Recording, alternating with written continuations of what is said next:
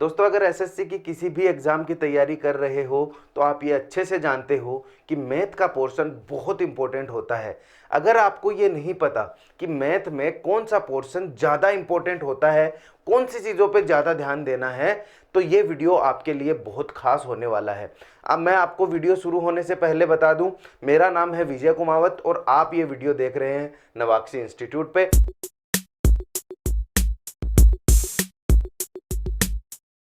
सीधा चलते हैं अपने मुद्दे की बात पे।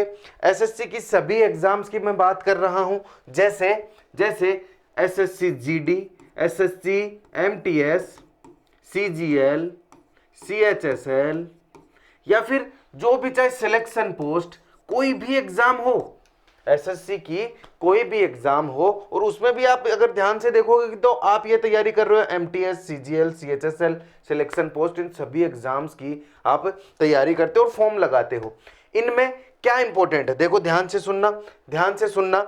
मैं बात कर रहा हूं अरिथमेटिक एडवांस, और एडवांस में भी जो अलग एडवांस का पोर्शन होता है, ये सबसे हार्ड पोर्शन होता है जिस पे बहुत कम ध्यान देते हो आप। ये है एडवांस मैथ में नंबर सिस्टम, सिंप्लीफिकेशन, अलजेब्रा, ये भी एडवांस मैथ में आता है। और अरिथमेटिक के तो सारे टॉपिक्स आप जानते ही हो, परसेंटेज से शुरू होते हो और लास्ट तक चलते हो सारे के सारे टॉपिक्स, चाहे उसमें simple interest, compound interest, boat and stream और बाकी के भी सारे। इस वीडियो को ज्यादा लंबा, क्योंकि मैं सिलेबस नहीं बता रहा हूं आपको, मैं आपको बस ये डिफरेंशिएट करके बता रहा हूं कि अरिथमेटिक का कितना पोर्शन, एडवांस का कितना पोर्शन। तो ध्यान से, बिल्कुल छोटा सा वीडियो है, बस ये मेरी बात सुन के चले जाओ। देखो ध्यान से, अरिथमेटिक के टॉपिक्स आप जानते ही हो, तो मैं अगर पूरा 100% मानूं, अगर मैं पूरा 100% मानूं, यानी कि 25 क्वेश्चंस को मैं अगर 100% मानता हूं, तो इनमें 75% जो पोर्शन होता है वो आता है आपका अरिथमेटिक का, अंक गणित का 75 पोर्शन। अब समझ रहे हो, जब आप तैयारी करने बैठ रहे हो और आप सिर्फ अरिथमेटिक में ही फंस के रहते हो, आपको भी पता है, जब भी तैयारी करते हो अरिथमेटिक की ही तैयारी करते हो और उसमें भी स्टार्टिंग के जो टॉपिक्स होते हैं उनमें ही अटके रहते हो।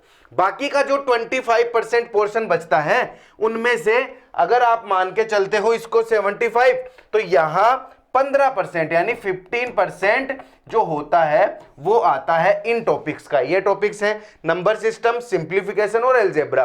और इनमें से भी नंबर सिस्टम आप सब जानते हो, अगर आप तैयारी कर रहे हो आप सब जानते हो कि ये बहुत इंपॉर्टेंट टॉपिक है। इसमें से 3 से 4 क्वेश्चन एक साथ ही आ जाते हैं।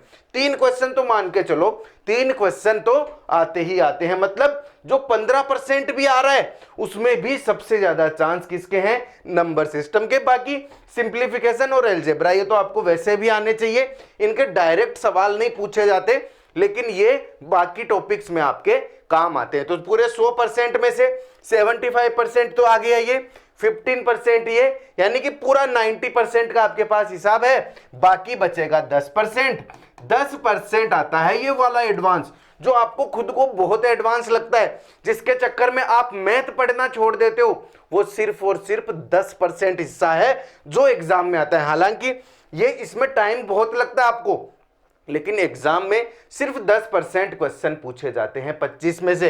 तो देखो, ज्योमेट्री आ गया, ट्रिग्नोमेट्री आ गया, मेंसुरेशन आ गया और कोऑर्डिनेट ज्योमेट्री आ गया। अगर आप इस पे बहुत कम भी ध्यान देते हो लास्ट में जाकर, मेरा कहने का मतलब यह है कि सिर्फ इससे डर के अगर आप मैथ नहीं पढ़ रहे हो तो आप बहुत बड़ी गलती कर रहे हो, क्योंकि 75% तो पोर्शन अरिथमेटिक का है। सारे टॉपिक्स आप गूगल पे सीधा सा सर्च करना, अरिथमेटिक में कौन कौन से टॉपिक आते हैं, पूरी लिस्ट आपको मिल जाएगी। डिस्क्रिप्शन में मैं आपको टेलीग्राम की लिंक दे देता हूं, उसमें आपको सारा स्टडी मटेरियल आराम से मिलता रहेगा। तो आज का वीडियो इतना ही रहेगा। इस वीडियो की क्या खासियत थी, इसमें मैंने आपको बस बता दिया कि कितना परसेंट कौन सी मैथ में, तो यहां से मैथ आपकी डिवाइड हो जानी चाहिए। बाकी हम बातें करते रहेंगे। आज के वीडियो में इतना ही, मिलेंगे अगले वीडियो में, तब तक के लिए जय हिंद, जय भारत।